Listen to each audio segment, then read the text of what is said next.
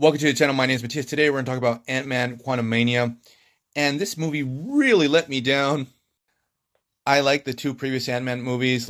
I thought they were still scratching on the potential of this character. That you could do some really, really cool things with Ant-Man. I really wanted a straight off rip-off of Honey, I Shrunk the Kids, but with superheroes. Obviously, we never got that. We got Quantumania, where we have Ant-Man and the Wasp go on this. It's not cosmic scale, but it has cosmic ramifications, or better said, it has a possible impact on all the multiverse. So we're going from these very small scaled movies that were very interesting to this gigantic scaled movie that it feels more like a thing that the Avengers should be doing. But I'm getting ahead of myself. So without further ado, let's get into this. Now, let's talk about the heroes. We have Ant-Man, Wasp, and also Ant-Man's daughter, Cassie. She also has shrinking and growing powers. She becomes stature. I do have to correct myself because it's very possible that Cassie doesn't grow in this movie. There, I might be wrong. I'm not going to rewatch it. Now, in this movie, thankfully, Ant-Man is not played to be a total idiot like he was in the second movie. I didn't like that idea from the second movie where they really wanted to show this contrast. And we had Wasp. She was like this total badass, and Ant-Man was like this doofus. Thankfully, that doesn't happen in this movie, but they go to the other extreme, and now Wasp feels totally sidelined in this movie. We have Ant-Man and his friends fall into the quantum realm. They're trapped there. And just in case, I'm going to spoil the hell out of this movie. The thing is that Ant-Man crosses paths with Kang. He's coerced to work with him. The whole situation between Kang and Ant-Man and how he forces them to do this job for him, that part of the movie is pretty good. Now for Wasp, as I mentioned earlier, she feels totally sidelined. And then we have Cassie Lang, who becomes Stature in this movie. And I really didn't like what they did with the character. They really wanted to force her to be this hero, and because they're setting up Young Avengers. Every time she does something in the movie, you feel like, oh boy, you're getting those Disney Channel type of moments where we have younger teen characters outsmart adults. Something very prevalent in Phase 4 that really got on my nerves.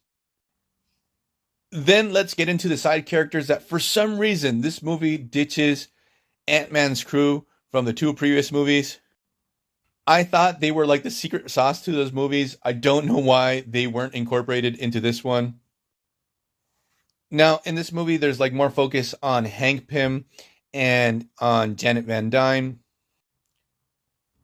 and some secrets that she had been keeping away from her family of some shady dealings that she had while she was in the quantum realm and her relationship with Kang.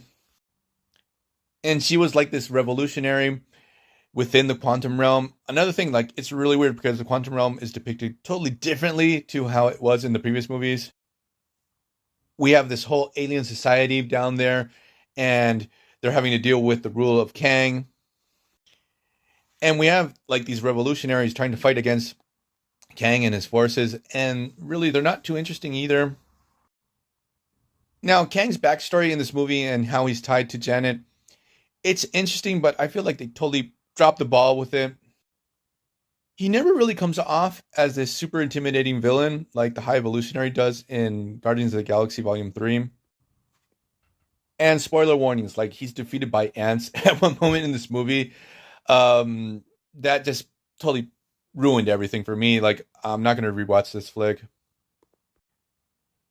It's going to be one of those MCU movies that I'm just going to skip over because there's another character here that really took me out of the movie. We have MODOK, who they ruined. They have this cool backstory for MODOK and how he got to the quantum realm and his connection with Kang. And we first see MODOK, and he has this cool battle mask on, and aesthetically he looks awesome until that mask comes off.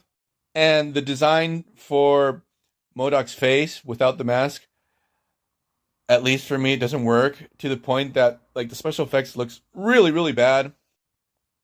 He is literally a big head, but a normal big head. They don't do anything with the scaling. It should be more grotesque, like normal MODOK. And the way he's characterized too, like he doesn't feel like MODOK. Like MODOK should be screaming all the time. He's very high strung. So the CGI to MODOK, as I mentioned, it's not great, and the CGI to the Quantum Realm at moments feels very cheap.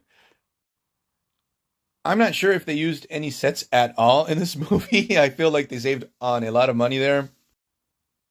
Now let's talk about maybe the two things that I did like about this movie. So I mentioned one partially earlier, the situation between Ant-Man and Kang.